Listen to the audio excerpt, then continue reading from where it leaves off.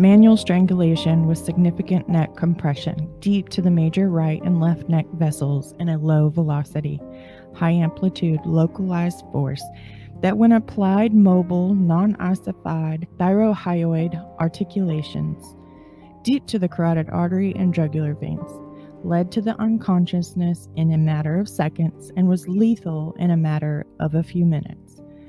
Compression of the airway interfered with the flow of the blood to the neck, head, and brain with mechanical and chemical asphyxiation and/or a combination of both. With damage to the larynx causing a hairline fracture or dislocation of the left thyroid cornu horn and bite marks on the tongue. Manual strangulation with significant neck compression of the neck resulting in a combination of mechanical and chemical cerebral hypoxia or anoxia, associated with asphyxiation, vagal inhibition, vagal reflex cardiac arrest that slows the heart rate and leads to abrupt cardiac arrest or cardiac standstill occurring within seconds. Struggling reflected in the facial injuries, neck injuries, tongue bite marks, and external genitalia injury is associated with increased physical activity, which uses up available oxygen much faster. A second autopsy was strongly encouraged to Leslie Brill Meserole in the death of her daughter. Leslie raised the money to do the thing that no parent should ever have to do: exhume her daughter's body, put it on a plane from Buffalo, New York, to the office of Dr. Sylvia O. Coparini in Los Angeles, California. Leslie's daughter may have made choices in her young life that others looked down their noses at. Falling in with the wrong crowd led to an addiction to heroin. Her addiction led to her becoming a sex worker. But neither of those things should matter when an ME gets a call of a body of a young woman, frozen, solid, naked, and upside down in a garbage bin on the east side of Buffalo. The first thing you're thinking is homicide, right? Not drug overdose? The medical examiner in Erie County, New York didn't come to the conclusion above. Dr. Coparini came to that conclusion after the body was exhumed. Dr. Diane R. Verdes, the original NE, listed the cause of death as acute opioid overdose. Welcome to the True Crime Librarian. I'm your librarian and host, Ashley. Tonight, we are going to dive deep into this case that is only making a small splash in the giant pool of true crime. This isn't our typical case. Amanda Wienckowski was just 20 years old when her body was found headfirst in a trash can across the street from Antoine Garner's house at 157 Spring Street, the last place she was seen. She was naked and frozen solid. This is any and everything that is not a drug overdose. When you hear hoofs, don't think horses, think zebras. Nothing about this case is normal. I was approached by Gavin Fish from the podcast Solve Crimes with Rick and Gavin, and he thought Amanda's case would be one to cover right here on the True Crime Librarian. He didn't have to sell me on this. A brief, and I mean brief, summary sold me.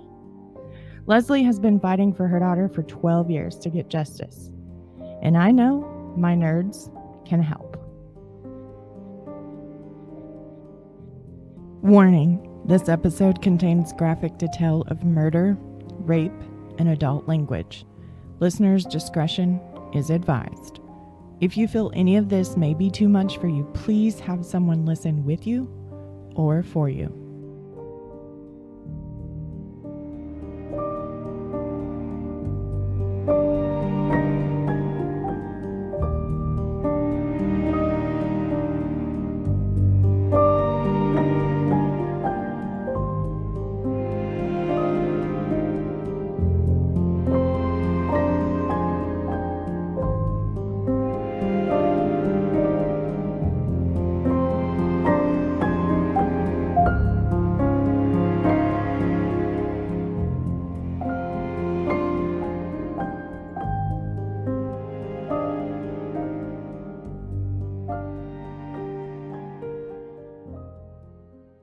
Good freaking evening, my true crime nerds, and happy anniversary to all of you out there. It's hard to believe that it's been a whole year since I started this, and I'm still here today telling you about the crimes I read about, and for some reason, y'all are still tuning in to hear it. So if I'm crazy, you're all crazy with me.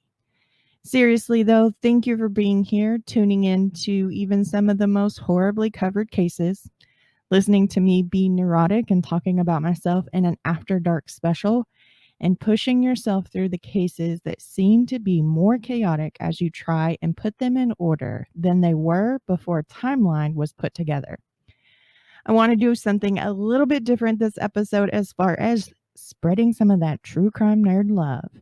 These individuals saw something in me and went over to the truecrimelibrarian.com and clicked on that donation button.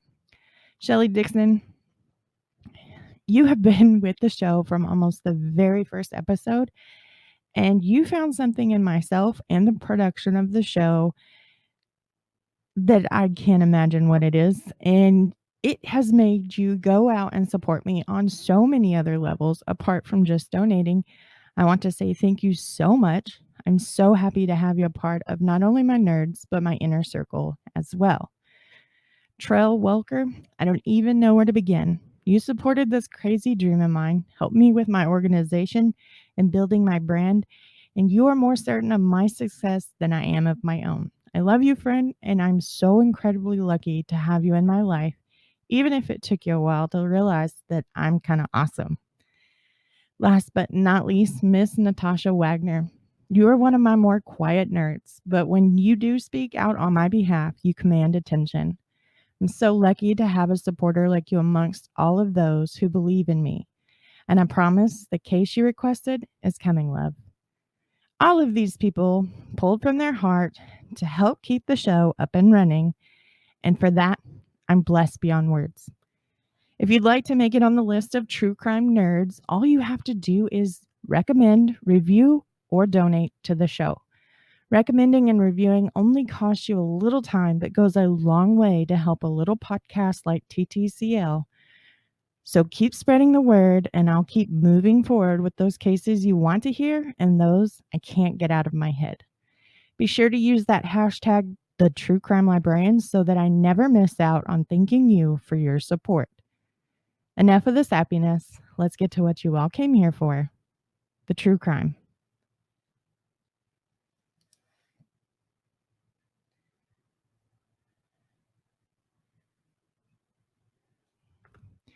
Let me introduce you to tonight's case. Amanda Lynn Wienckowski. She was born June 2nd, 1988, and was just 20 years old when her body was discovered naked and upside down in Buffalo, New York, in a rollaway trash can. Those who knew Amanda called her smart, beautiful, and determined. When she set her mind to something, there was no stopping her. To find her in that manner in the east side of Buffalo raises questions among anyone who has stumbled across this case, but what makes it so much more interesting? Amanda's death has been listed as an accidental heroin overdose. You know, the one that forces you out of your clothes, head first into a dumpster, completely naked in the blistering cold, harsh of winter in upstate New York. Tonight, we're going to start at the beginning with this case. And the further I dig, the more I'm convinced that the man initially thought to have killed her believes he's in the clear, but it's just a matter of finding the magic code word to extend his stay with the Department of Criminal Justice in New York State.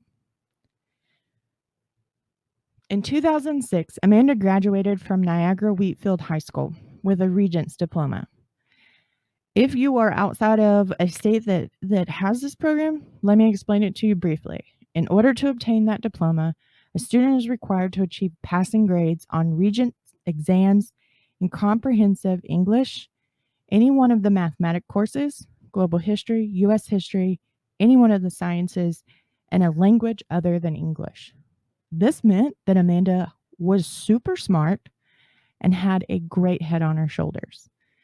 But while she was taking part in the BOCES, or Boards of Cooperative Educational Services, Amanda got mixed in with the wrong crowd, and it was a downhill slide.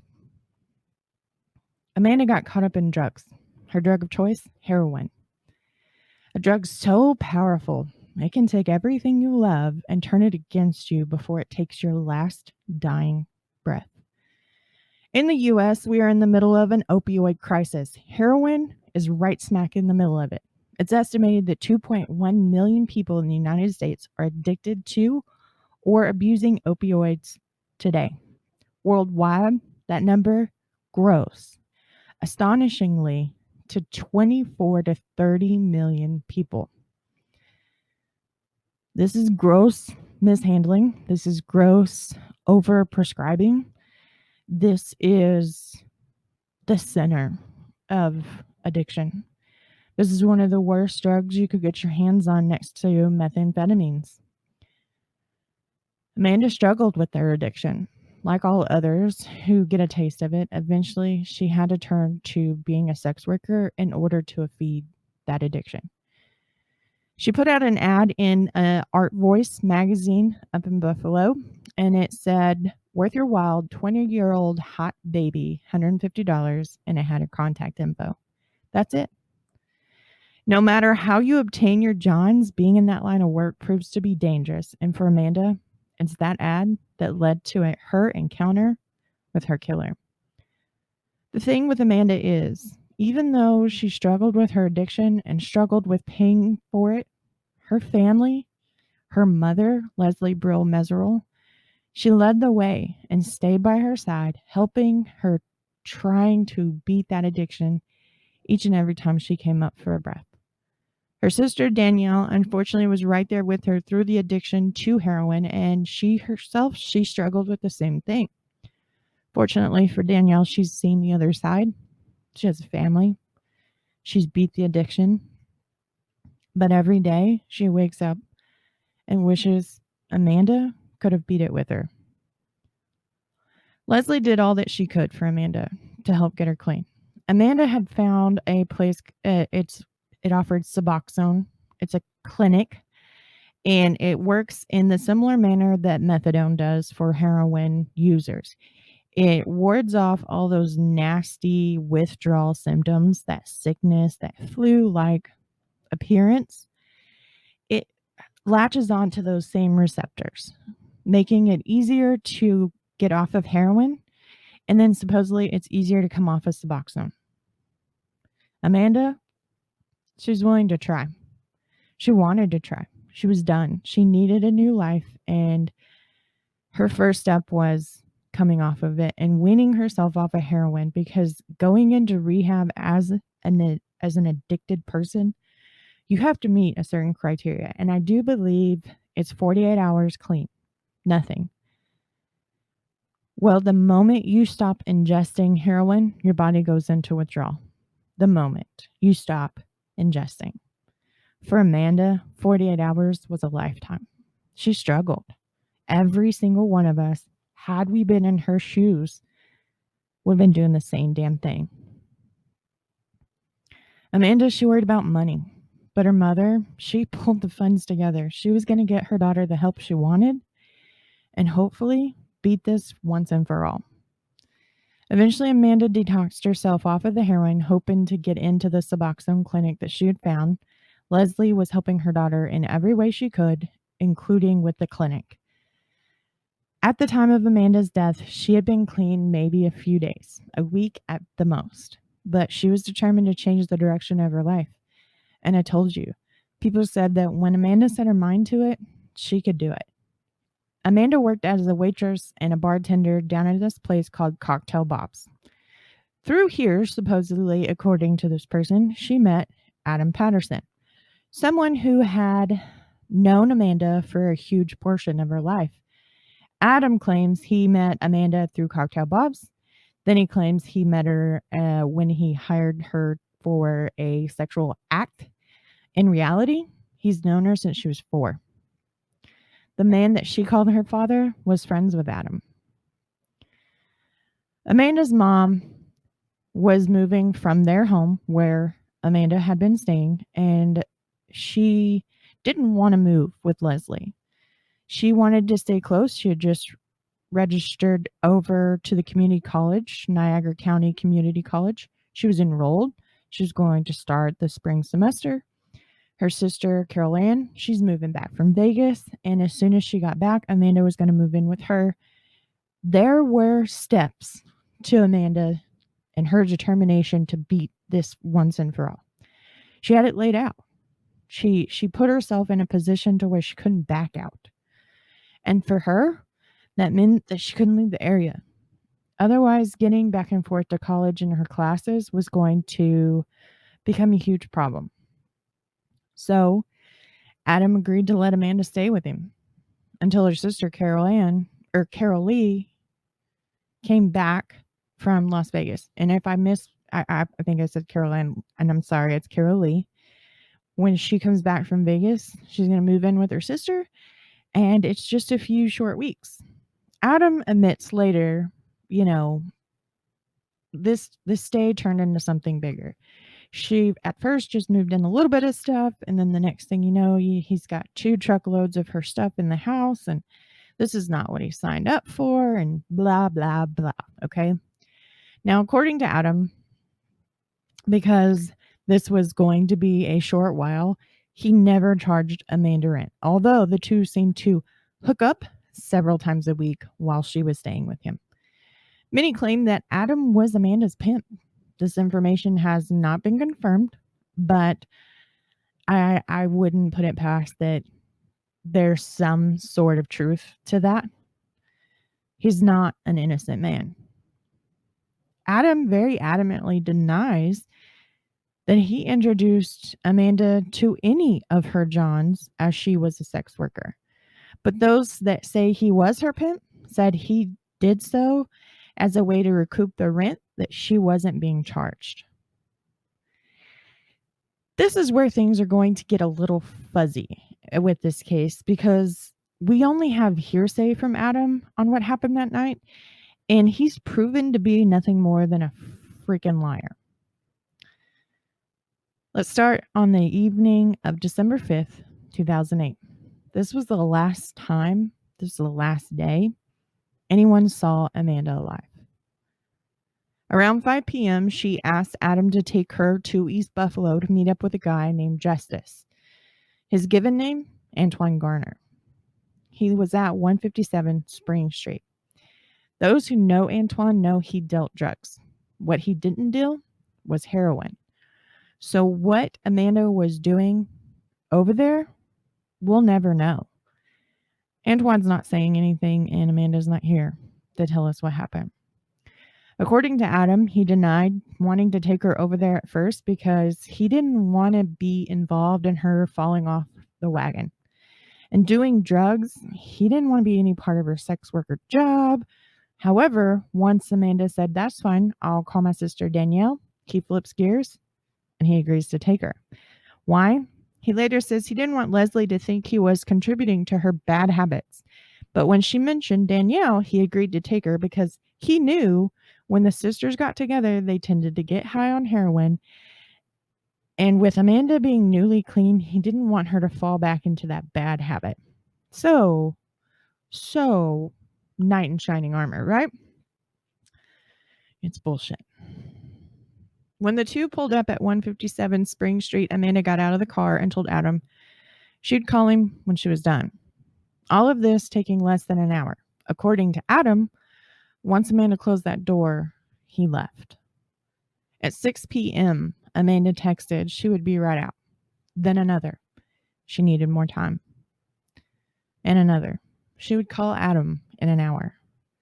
At 7:35, Adam waited outside of 157 Spring Street for Amanda to come out of the house. This is the time she indicated that she would come out when she called. What Adam didn't know is that by the time he got the call from Amanda, she was already dead. The voice on the other end was somebody else.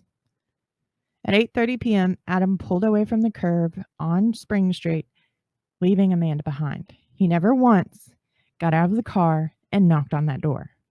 He sat at the curb while Amanda went through horrific pain, all because he wanted a piece of the money. he left her behind. The girl he's known since she was 4, he left her alone. Back at Adams, he brought Amanda's purse in and left it on the coffee table next to the sofa that she had been sleeping on while living with him. Come 10 p.m., Leslie calls Adam because Amanda's not answering her phone. She wants to talk to Amanda.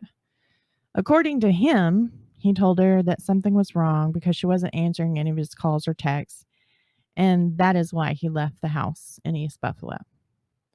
From there, it gets a little fuzzy because Leslie's the type of mom that if Adam would have told her that, there's no way in hell she would have waited around for somebody to confirm that they haven't seen Amanda. Knowing what her daughter was striving for, step back and let this guy tell her something was wrong, but not do anything about it. That's not who she is. That's not what she does. That's not what any mother does. On December 6th of 2008, Danielle, Amanda's sister, supposedly calls Adam, according to Adam, and tells him that Amanda has been seen down at Cocktail Bob's around 4 o'clock, 5 o'clock that evening. And suddenly this weight of guilt is lifted off of his shoulders. Poor, pitiful him, right? On December 8th of 2008, Adam decided, I need to go down to Cocktail Bob's. I haven't seen Amanda. I haven't heard from Amanda. I don't know what's going on. Since he still couldn't get a hold of Amanda on the phone and see if he could figure out what was going on, he decided, we're going to drive down there since she keeps ducking out on me. Well, according to Adam, he talked to the bartender who was filling in for Amanda and learned not only had she not been in, nor had she called in to say why she wasn't coming. Nobody had heard from Amanda from about 6 p.m. December 5th of 2008. No one. It's at this point, Adam says, that he recognizes something really wrong. So he calls Leslie and asks for her to meet him at his house. Well, Leslie, she's done. She's acting now. According to Adam, she's acting now what she would have had he told her the same damn thing the night that Amanda went missing. The cops are called and they meet them and take report. Then they head over to 157 Spring Street. And when I say they, I mean Buffalo PD, Leslie, and Adam.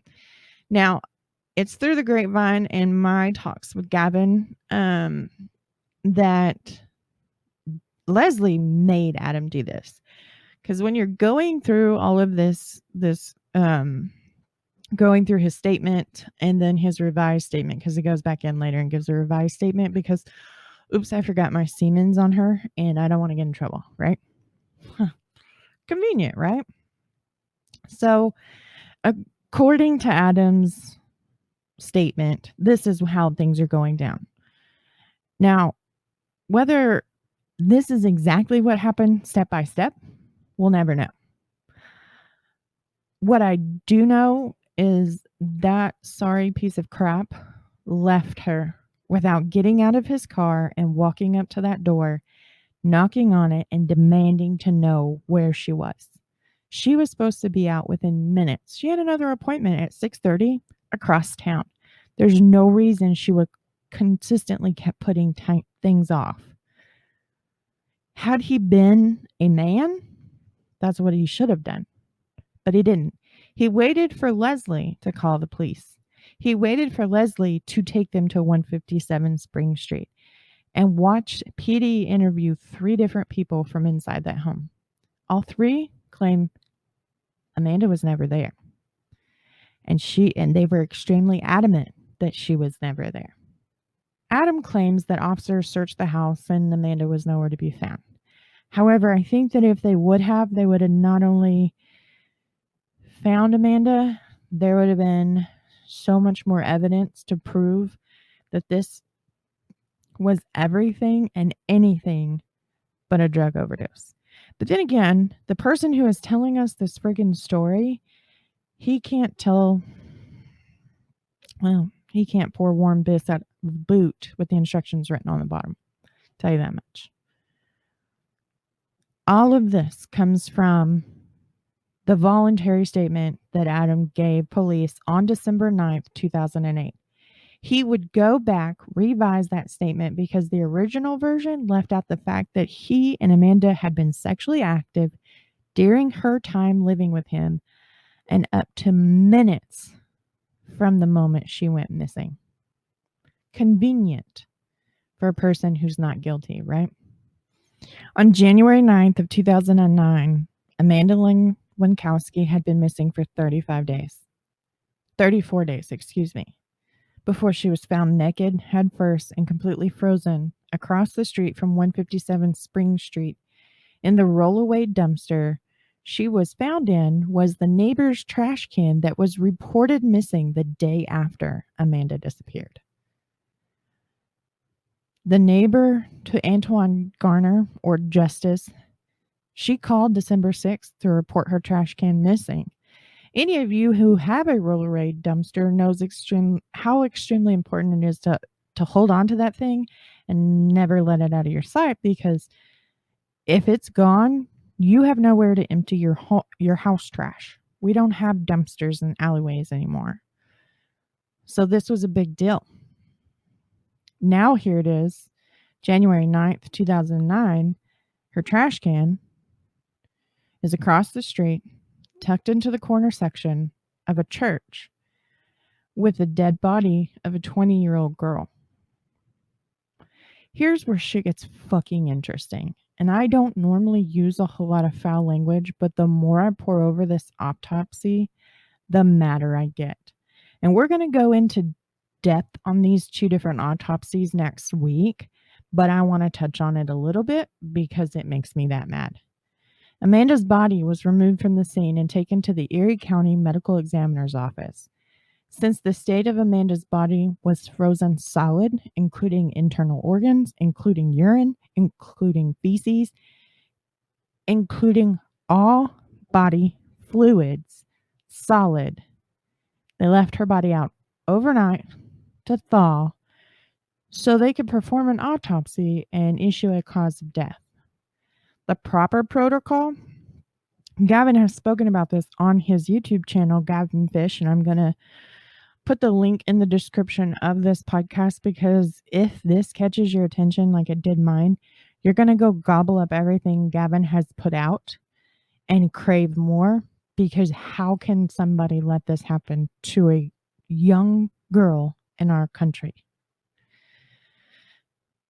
According to Gavin, the proper procedure would have been to place Amanda into a cooler and slowly bring her temperature up to above freezing. This way, it prevents the outside of Amanda from decomposing rapidly as she thaws, but the inside of her stays frozen. It's like freaking nuking something in the microwave. It's hot on the outside, but freezing in the middle. There's a proper way to do this. In Erie County, they start off by screwing the whole damn thing up, but just leave her out. We'll do it tomorrow. This meant that all the evidence that was on the outside of Amanda's body was decomposing at a rapid rate. It's coming to temperature of the room, which is not just barely hovering above freezing. No, not in the harsh winter of upstate New York. It's certainly not set at 34 degrees in that office, I guarantee you. Now, while this is all going on at Erie County Medical, we have Buffalo PD doing exactly what they should be doing. And they're investigating this. And you want to take a guess who is at the top of their suspect list? Well, that's Justice, or Antoine Garner, whichever you know him by. Apparently, those fighting for justice for Amanda and myself, we're not half bad at deducing the evidence down and capable of looking in the direction to where it is all pointing. Antoine Garner, his front porch, his living room, his bedroom, where the ad of Art Voice was laid open, and there was Amanda's ad. Yeah. So apparently we're not too shabby at our, hobby. So let me stop here. We're going to take a second and let me introduce you to Antoine Garner. Antoine Garner was born June 5th, 1986. That makes him 35 years old this year. You can send him well wishes if you'd like, courtesy of the Department of Justice in New York State, or we can take a moment to celebrate his birthday. Anyways, now that shit is over, let's get down to a little bit about Antoine. Antoine is a big guy, and even in high school, he was a big guy. He stood 6'3", weighed 252 pounds in high school. This is where his first sexual assault happened, when he grabbed a 14-year-old freshman girl, picked her up by her throat, slamming her into either a wall or gate. It's not completely clear, and then sexually assaulted her. You know, he has to have some kind of fear in order to perform. When someone came into the locker room and told him that coach was coming, Antoine dropped the girl and took off. He was eventually found, and they arrested him and charged him with the assault. The second time this occurred, he was a juvenile still. The only reason that we know anything about this assault is it was a footnote in another case. The next time Antoine Garner assaulted a woman, her name was Celeste Cerisi. This happened on October 18th of 2008. Celeste has been very vocal with her interaction with Antoine, and she told police when she reported her assault that if they did not arrest him, he was going to kill someone. Guess what? He already had. According to Celeste, she was lured to an abandoned home on Myers by a man named Jason and another man named Victor. Victor? Well, he's Antoine Garner. This was on the promise of partying. That included other people besides the three in the vehicle and some cocaine, which Antoine was known to deal. Now, once the three got to the home on Myers, it was only Celeste and Victor that went into the home because Jason said, well, I got to go get some more beer for this party. Once inside, Victor leads Celeste into the home before coming up behind her in the kitchen and choking him with his arm. From there, he proceeds to sexually attack Celeste, raping and sodomizing her. Celeste is very open with her recount, and I have not heard it personally. I don't know if I could be strong for Celeste as she lets the story out. I'm giving you bare bones of her story. Just simple words that were spoken in her statement. And I already can feel the tears in the back of my eyes because how could somebody willingly lead a woman to a man knowing the only intention was to sexually assault her? And that's what Jason did. Why he did this for Antoine, I'll never know. My speculation, and I shared it with Gavin, was he owed Antoine, and this was one way of paying his debt. And until somebody tells me different, I can't imagine any other reason why some man would be okay leading a woman into something vicious like what Celeste went through. Antoine was charged and arrested for the sexual assault and strangulation of Celeste after the death of Amanda. At this point, he'd already killed. However, the jury, they apparently did not find Celeste credible, as Antoine was acquitted of her attack. He can never be tried for this crime again. We live in a country with one little loop. Double jeopardy. You can literally walk out of the courtroom after being acquitted of a crime, take 2 steps down the stairs, walk up to the podium, and announce that you are exactly the one who sexually assaulted and Celeste. And there's nothing that can be done. Now, don't get me wrong. We've got some pretty powerful people. We have some pretty smart people in the legal system, and I'm sure they would have nailed him with something. But as far as for the charges he was brought against with the assault, and I'm sure it was of a increased charge due to his violence, that never can happen again. This is not a justice system. Regardless of her past, her present, or her future, she was a woman who was attacked in this country, and a jury of her peers, men and women, failed her by letting her attacker go free. This is not okay. We do not settle. She has a risky path, and Gavin says this best. Certain people in life take different risks. For Amanda, she took bigger risks than I do.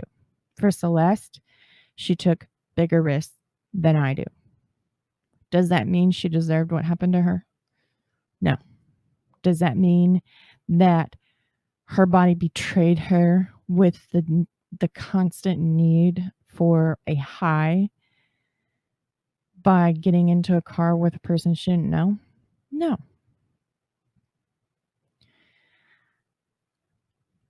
Antoine Garner is probably the worst person I can think of in this moment that did not have like this disgustingly gross amount of bodies, right? He's not a serial killer. He's not as, I guess, lethal as people I've covered on TTCL, and that's okay. But the fact that he can talk other people into providing him victims, that's what makes him dangerous. That's what makes him violent, and that's what makes him a piece of shit. In June of 2011, Antoine Garner raped and strangled another woman, an unnamed victim, 43 years old. At this point, he was 6'4", 347 pounds. He is a big boy. She stood 5'4", weighed 135 pounds. There's no comparison. She admitted to smoking cocaine 7 hours prior to the two agreeing on a sexual act in exchange for $20. During their encounter, if that's even what you want to call this, he lifted her by her neck before sexually attacking her.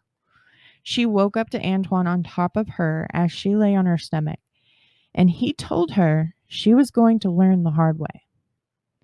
When she tried to escape, Antoine hit her with a ceramic ashtray, cutting open her head. Eventually, the victim escaped the home and made it to the neighbor's home before collapsing onto their porch and 911 being called. Antoine Garner was convicted of strangulation and assault. In 2013, Antoine Garner pleaded guilty to 3 counts of third-degree rape and 3 counts of criminal sexual act for the raping and sodomizing of a 16-year-old girl in December of 2008 till January of 2009. Timeframe sound familiar? Yeah. It's because Amanda went missing December 5th of 2008. She was found January 9th, 2009. It's during this time, with Leslie and her family searching for their missing daughter, sister, friend, family member, that Antoine was raping and sodomizing a 16-year-old girl. Enough so that she eventually ends up pregnant by him. In 2011, she's 19. She decides she's going to file paternity suit against Antoine, seeking child support for the child he fathered during his time as he assaulted her. Well, guess what? Investigators and attorneys aren't dumb. They can do a little bit of math. She's under the age of consent. That's statutory rape, no matter how you look at it. Here's the thing about statutory rape. It can be a good charge. No girl should ever be able to say yes to sex with an adult man before she's of age. There's a lot of manipulation that goes on in conversations between teenagers and adults to get them to do what you want them to do. It's never okay. But at the same time, this is probably one of the most abused laws in our system, because a mom and dad hate that their 17-year-old daughter is hooking up with an 18-year-old boy. Well, let's ruin his entire freaking life by pressing statutory rape charges. Yeah, you're convicted of statutory rape. you have to register as a sex offender for the rest of your life. You're not violent towards small children. You didn't take advantage of a younger family member. You had a girlfriend who was a year younger than you. So there's the good and the bad. This time, it's good. Antoine Garner, he deserves more than third-degree rape, I can tell you that much. We know of 5 separate times that Antoine Garner was strangled, women or girls, as he raped and sodomized them. 5 times. It should not have taken this long to put his ass behind jail. It shouldn't. He should have been sitting in that penitentiary long before he had a chance to meet Amanda. But our justice system failed. A jury of his peers didn't find him guilty. It seems that he cannot get off with a female without the fear he inflicts by choking them, watching them gasp for air, and feeling their shriveling lungs. The question is, did Amanda suffer the same fate as these 5 women? There's no doubt in my mind. Next week, we will get into the autopsies of Amanda with more in-depth look, but let's just say it wasn't Antoine Garner's semen identified inside of Amanda. His DNA is located on her, but it wasn't his semen. My fear is that small frame couldn't withstand the attack of this big 6'4", 357-pound man long enough for him to get his rocks off and her to walk away beaten and battered. There's a part of me that says, I hope she didn't feel anything. Nothing. Was Antoine Garner, the man with a lengthy past of committing the same violent acts that it appears Amanda Wienckowski went through, ever make it on the radar of Buffalo PD? Well, this question doesn't have black and white answers. It has gray areas. It has politics. That's a big word, right? Easy to pronounce, but a big word. The right suit, the right person, the right name can get you out of anything. It's unfair, right? How many of you know somebody who could get you out of anything? I'm going to tell you right now, I don't. There's not a person I know that could let me get away with what Antoine Garner has gotten away with his entire life. By the way, he's sitting for 18 years in New York State Department of Justice. Here, let me just break this down for you. He was convicted of rape in the 3rd degree. That's a Class C felony. He was convicted of criminal sexual acts in the 3rd degree. That's a Class E felony. He was convicted of strangulation in the 2nd degree, and that's a Class D felony. And finally, he was convicted of robbery in the 1st degree, which was Class B felony. He's currently serving 18 years. Amanda barely got over that. She barely got 20. And this man will walk out at the age of 40 and think he's gotten away with it. But not if we can help it. BPD, they're just as smart as we are, if not smarter. They put together the same puzzle pieces I've outlined for you tonight. He was in their crosshairs. But see, Buffalo PD has more hoops than other PDs when it comes to arresting an individual. We've seen cops. We all know how it goes. You violate a crime, you commit a crime, you break a law. If it's bad enough, your ass is going to jail. Now, it's not up to the cop to make sure that there's something for the attorney to convict you on. The DA's office, that's their job, right? The cop's job is probable cause, right? Okay, so the DA's job is to take all the evidence that the cops collected during their investigation, line it together put it all in a box, wrap it in pretty paper, put a nice little bow on it, and they're going to use it to convict beyond reasonable doubt, right? There's two different agendas here, okay? So investigators, they don't have to make sure that's what you have. Your job as the DA is to make sure that what was collected will provide the conviction. However, in Buffalo, that's not how things work.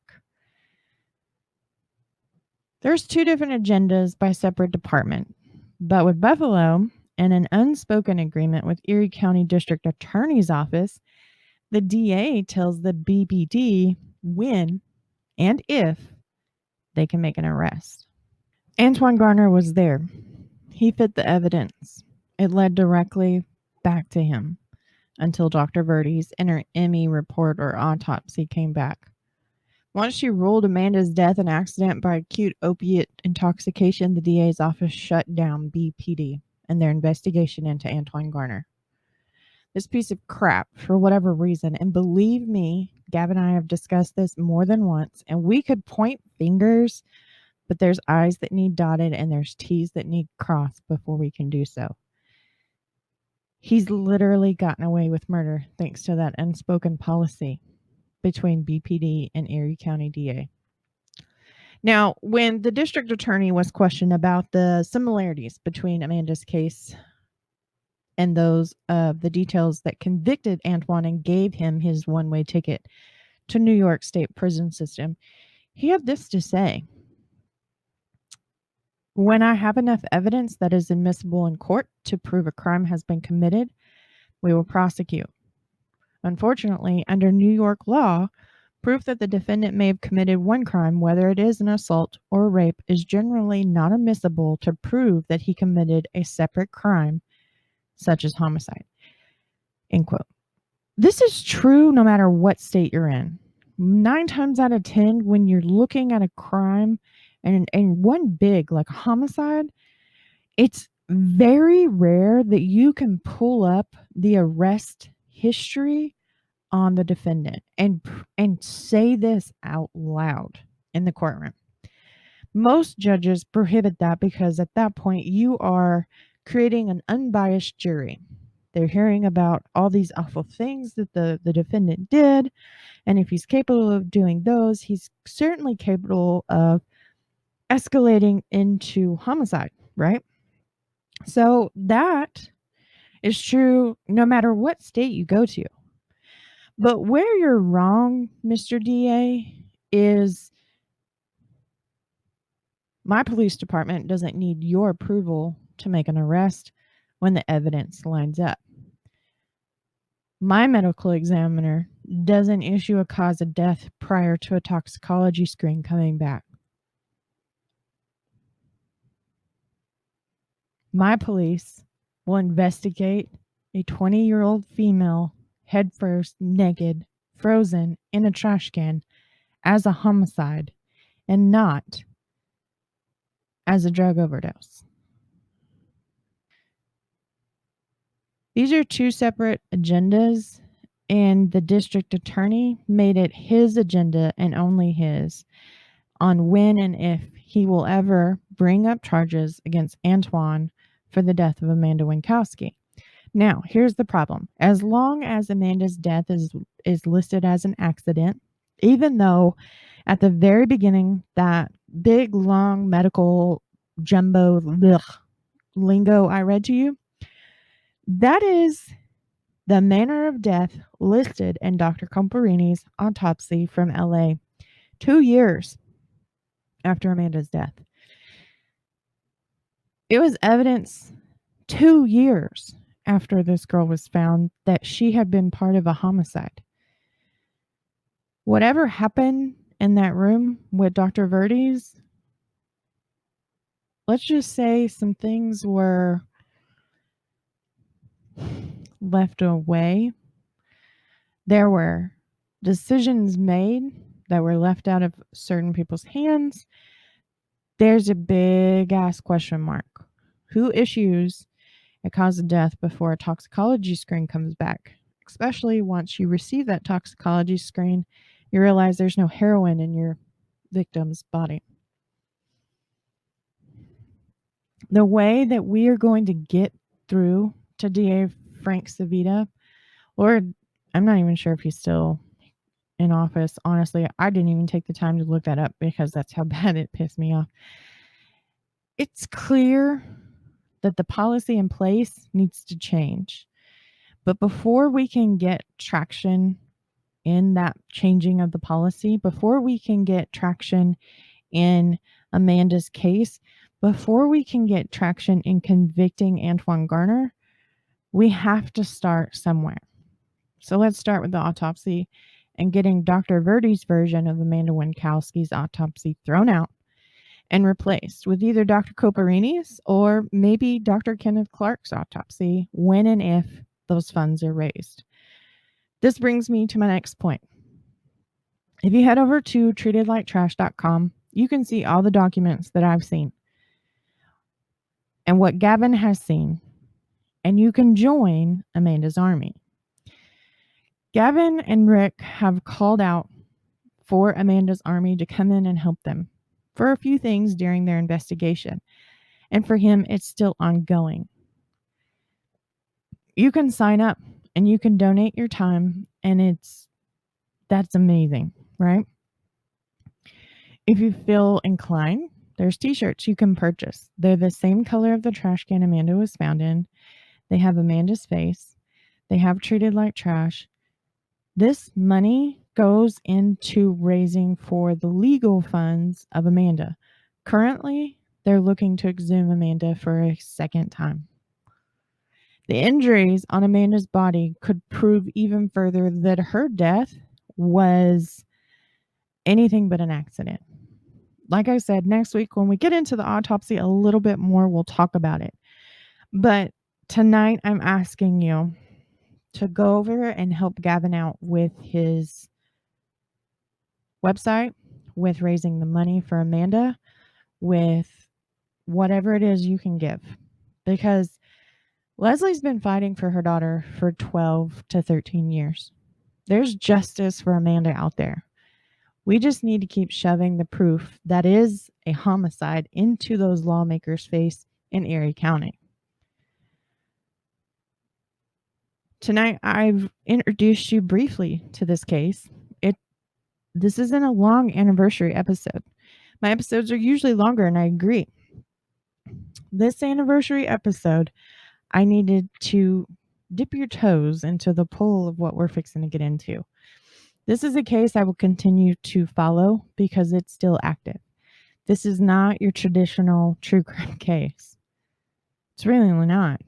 There was a white girl in the inner city who ended up dead, and a bunch of lawmakers and people of power have swept it under rugs and hoped that her family wouldn't come out of the woodworks. Wrong girl to do it to, because Leslie, she's going to keep fighting for her daughter. Danielle is going to keep fighting for her sister. Carol Lee is going to keep fighting for her sister.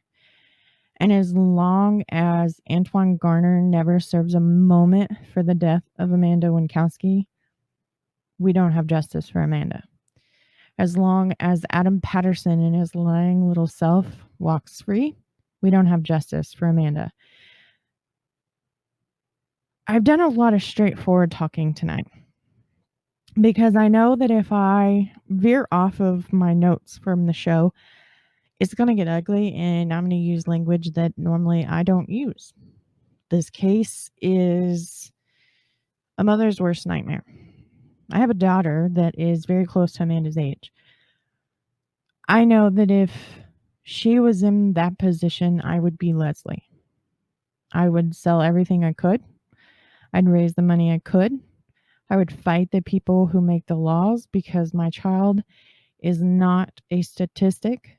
She is a person, and I don't care whether or not she had an addiction that you are not okay with. I don't care that she had a profession that you are not okay with. We are not here to judge. Many of us have done things that we're not proud of to make it to the next paycheck, and that's okay, because at the end of the day, you know tomorrow you can change that, right? And that's exactly what Amanda was doing. She had been on this slippery slope. It was fun for a little bit. She was still young. She was 20. Changing her life. She'd have had 40, 50, 60 years to have a whole new life until she walked into 157 Spring Street. That changed for her that night. And whether Adam pushed her there, that's a different story as well. You're not going to convince me of anything else. I think he did. I think he used Amanda and had sex with her when he wanted because he didn't charge her rent and he held that over her head. I think that he put her in positions where she had to perform more and more sex in order to get more and more money to suffice him as she stayed those few weeks waiting for her sister to move back. I think that the entire Erie County medical examiner team failed her. I think that the district attorney's office failed her. I think the people who were there that night at Antoine Garner's when Amanda walked in and slapped money down on the table looking to make a buy failed her. Because the justice system failed to put Antoine Garner behind bars long before he should have crossed paths with Amanda.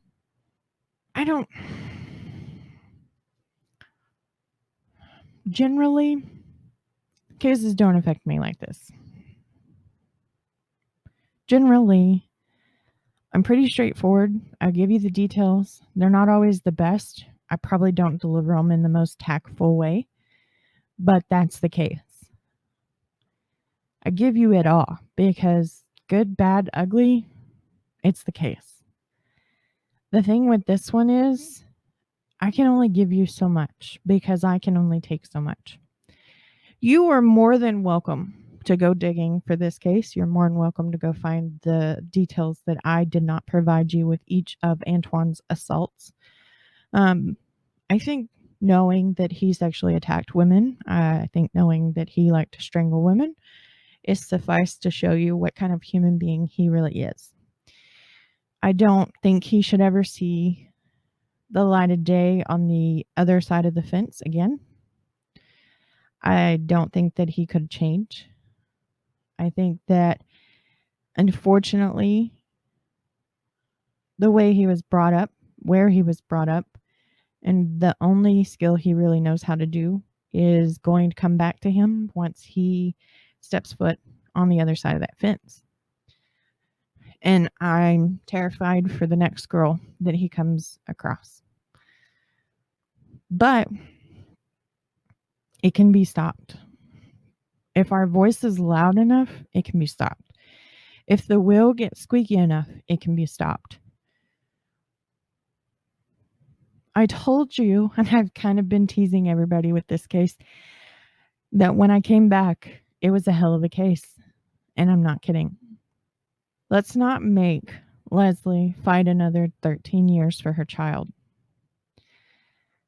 Let's raise the money. Let's get another autopsy done. Another one proving that she was murdered, not that she ingested heroin and overdose, because that's sure as shit not what happened. And let's get some traction. Let's get something. Because Amanda will get justice. But for Leslie, I just want it to get quiet for her. Because she went through something no parent should ever have to. Head over to treatedliketrash.com. Look around. Look at the case. Look at the files. Look at all of Gavin's YouTube videos. Get on and listen to Solving Crimes with Rick and Gavin on your podcast and follow each episode listed Treated Like Trash. He is literally investigating this in real time. He gets updates out as soon as he has an update to provide. We're going to keep covering, and next week we're going to get a little bit more in depth with her autopsy. So join me because I'm so excited for this season. Got a few cases lined up, and I promise you, It's going to be one hell of a ride.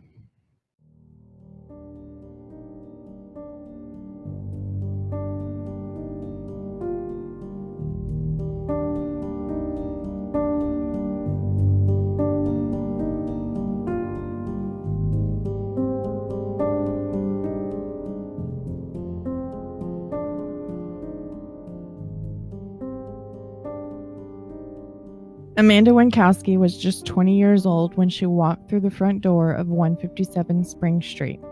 She didn't know that the click of the door behind her signified the end of her life. She had an illness, one that she was sick of harboring, one that she was ready to shed. But the claws of heroin were dug deep into Amanda's core, and the monster was relentless on getting what it needed to survive. At the end of the day, Amanda was a beautiful young girl with plenty of days in her future. She was a friend, a sister, a daughter. She was a human who made risky and difficult decisions, but what happened to her behind that door that evening of December 5th is not what defines her. What should is she was making small steps that would create giant leaps in her life. She was going to be more than another statistic that fell into the dark world of drugs and sex work. Antoine Garner can present himself any which way he'd like. According to his pen pal program profile, he has turned his life around. He's been drug-free for 7 years. This has to be by choice if we are to believe what he has provided us in his version of black and white. He is arming himself to be successful as possible when he walks through the front gates of prison. He's going to get a second shot at life. But he made no qualms about taking away Amanda's second shot. He was sated after her attack. He gave him all that he needed to be sexually satisfied. He didn't blink an eye that it cost her her life. He didn't blink an eye when his neighbor's trash can came up missing, so he had a place to put her body. He didn't blink an eye when BPD showed up on his doorstep with Leslie and Adam in tow.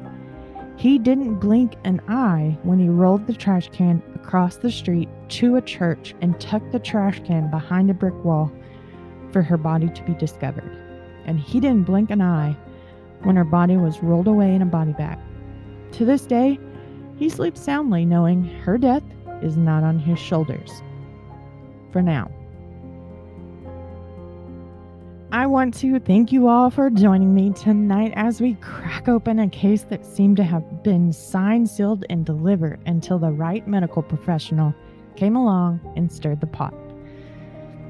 Dr. Coparini held on to the values of her oath and was led by what Amanda's body was telling her, and not some politician, not the voter's opinion, and sure as hell not some unspoken law. As always, I leave you with one last line. Every moment of your life is a second chance. Much love, the true crime librarian.